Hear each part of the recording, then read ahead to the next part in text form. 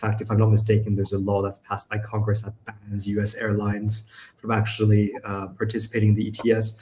What are the core legal arguments underpinning this opposition, and have they developed at all since that first fight in the 2010s?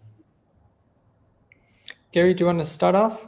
Actually, we have seen a landmark case on this issue back in 2011, namely the Air Transport Association of America case before the Court of Justice of European Union. Basically, the U.S. aviation industry submitted the joint applications for judicial review of the 2009 EU regulations extending the EU ETS to aviation sector. The case was initially brought before the UK courts, but was then referred to the CJEU. Among other arguments in that case, they challenged the validity of covering the emissions from all flights to and from the EU at the time. The legal grounds relied upon Chicago Conventions 1944, which is mentioned in the Magna Charta of Aviation Law, customary of international law, and also the EU-US Air Transport Agreement.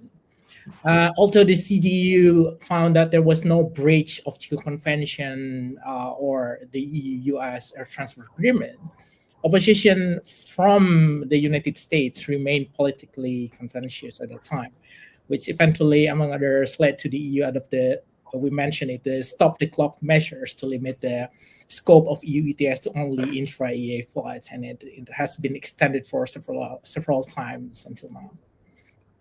So that's pretty much explaining the core arguments. Probably.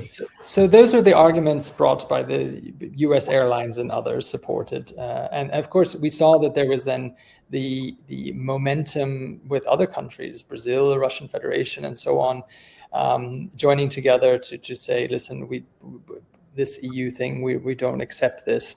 And that's why they decided to stop the clock and not to stand on the judgment as it was from the court. Now, your question, Thomas, are we in the same situation today? I think that, as I mentioned a little earlier, of course, the world has moved on. CORSIA is up and running. We see that the EU is building bridges with different countries around the world from a ground-up approach, bottom-up approach on consensus on things like SAF production, on emissions, and different things.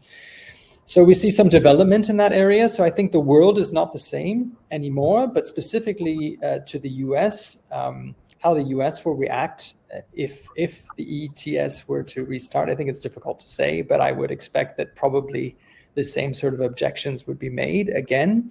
There